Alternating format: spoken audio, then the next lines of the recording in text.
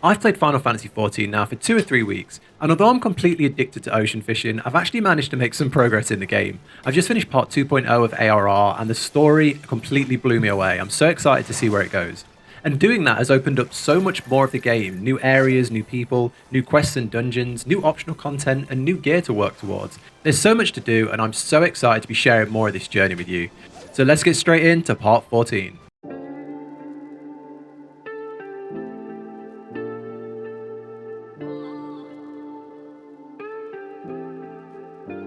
When I first started this series, I wasn't even sure if I'd make it to part 2, so to say we're on part 14 feels absolutely crazy. So thank you all so much for still turning up to this series, still getting involved, leaving comments, likes. All of you that joined the Discord, there's like 700 of us now. Been streaming like 3 or 4 days a week on Twitch, and there was like 300 of us there the other day. It's going crazy, so thank you so much for all your support. Honestly, from the bottom of my heart, this has just been wild, so thank you so much. Also, thanks for putting up with these staggered releases. The stuff we're doing in the game seems to be taking longer to get through now. It's like it's more challenging or it's longer. So to get a really good and entertaining episode, like a really good 15 to 20 minute episode, it is taking like 3 or 4 days to get out. So thank you so much for your patience, and I hope they're worth the wait. Also, spoiler warning from here on out, let's get straight in to part 14. So 2 classes that people have been telling me to try once I hit 50 and get through 2.0 is Blue Mage and Red Mage. Red Mage I have not yet tried, but Blue Mage I went and did the intro quest and kind of got the character and started working it all out. What is it? I don't understand. I don't understand how Blue Mage works or what it is. I really don't get it. The guy's name was Martin though, which was really cool. So yeah, you go and find some like dodgy dealer who's selling like these shady crystals, like a bit of a snake oil salesman. But it turns out it's legit. You can actually steal powers from other monsters. And it does remind me of something from like the old Final Fantasy games you could do. But it seems so broken and like weird. And I just don't like having no spells. So yeah, are you supposed to just go around the world and just kill all the different monsters and just farm all the spells? Or is it a good like viable class? Or is it just a bit of a meme? I really don't get it. I don't understand. I really don't. So yeah, Blue Mage is just a bit of a myth for me. I've just parked that now. I've not done it. I've not touched it since. Yeah. So then I realized I only had 1 retainer, and everyone was like, "What do you mean? Why do you only have 1 retainer?" So I went and made another one, and I tried to make like the ultimate waifu. I mean, the ultimate retainer. So I made a cat girl for my cat boy who looked kind of similar, and yeah, just kind of my ideal retainer. So if you look anything like this out in the wild, let me know. And then for weeks, people have been telling me about the beast tribes, and I didn't really get it. But after hitting 50, I started doing more of the blue quests, and I unlocked my first beast tribe. So I unlocked these guys, the kobolds. And it seems like a really cool like idea. This is very, very like World of Warcraft-esque. It's very, this is the bread and butter of WoW. You know, you get to cap and you get to like main level, and then you farm reputation daily, like with daily quests. So this feels very familiar, and I guess you unlock like cosmetics and cool things. So I'm looking forward to doing some of this. I feel very like comfortable with daily quests. So I am looking forward to progressing some of the beast tribes. I've only found the kobolds. I don't know where the others are. People are saying there's loads. So if you know like what the other ones are, I'd love to know in the comments.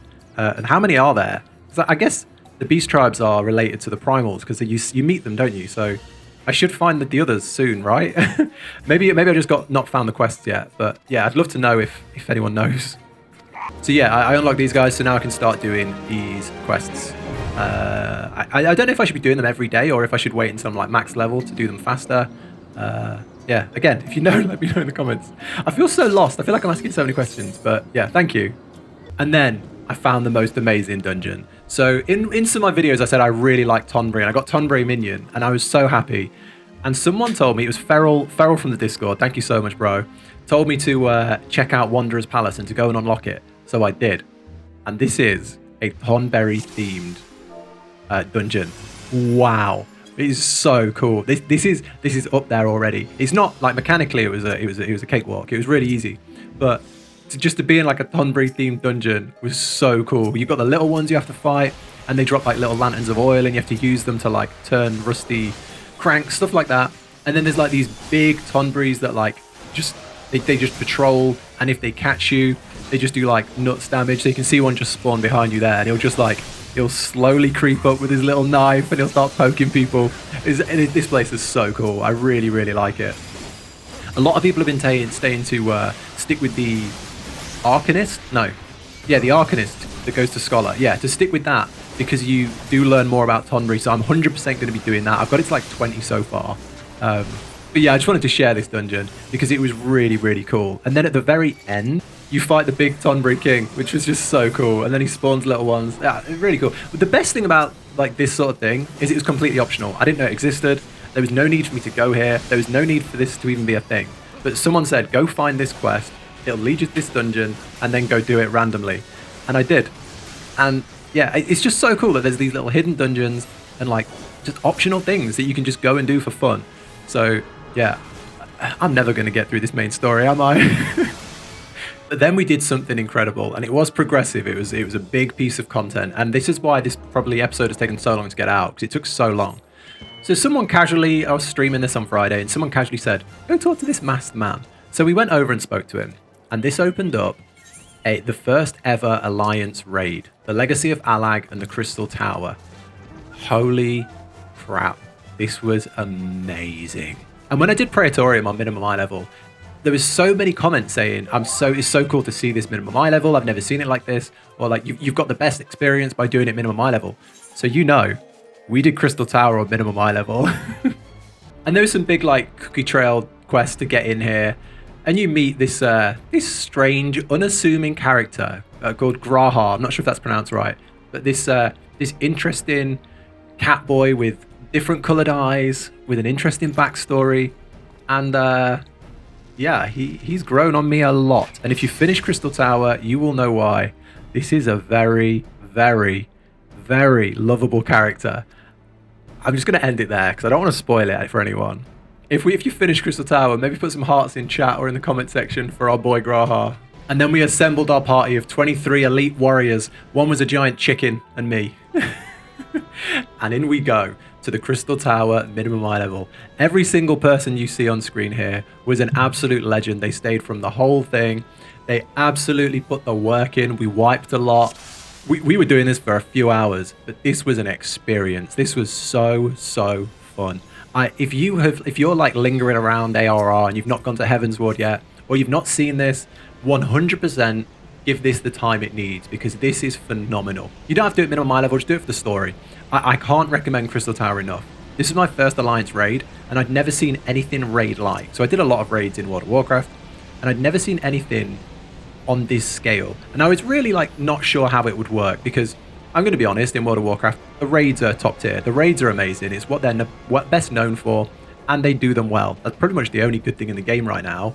But they do it bloody well. So to see the Final Fantasy ones, I'm impressed. I'm really, really impressed. It's exceeded my expectations phenomenally. These raids are amazing. And I know these are just like ARR raids, so I imagine they're going to get even cooler. But yeah, I want to show you the bosses in here and kind of give you my like thoughts on them and show you their mechanics and stuff, because they are super cool. In modern day World of Warcraft, a raid is released as a raid. Done. That's it. There's wings, which you can kind of do in like the raid finder, and you can kind of progress through the wings separately. But a raid is a raid. It's like, here's 12 bosses, get to the end kind of thing.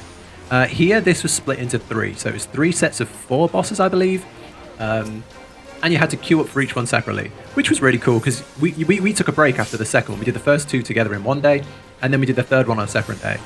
So the first boss I want to talk about is the Bone Dragon. He's the first big boy you come across. And yeah, we did this pretty much blind with no mechanics. The first time we went into every room, we did it blind.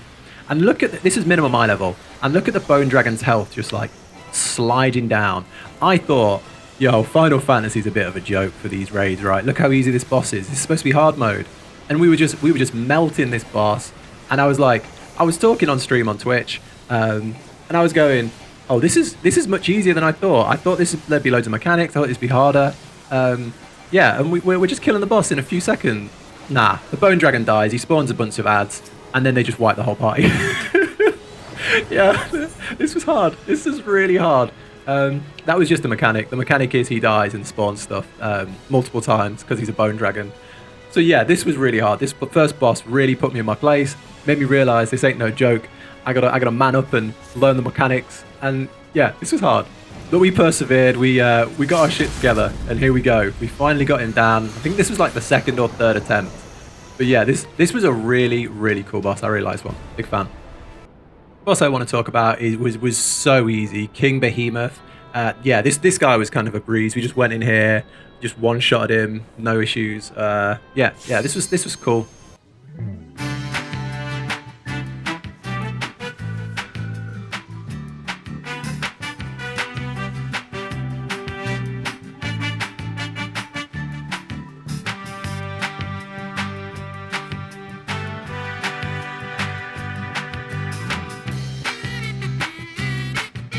So yeah, this guy slapped. And the main issue with him was the mechanics. I think people hadn't seen the mechanics in a while, so we just kept wiping again and again. There were some big things to look out for. He had these ads, and if they weren't turned away, they would just one hit you with an AoE cleave. So they were like a big issue. So I think the tanks had to get them under control. And then there was these big towers. There were 4 big towers, and when the towers turn red, you're in trouble. So someone had to be manned at each tower, and then the behemoth himself would sit on his back legs and do this massive group-wide wipe AoE.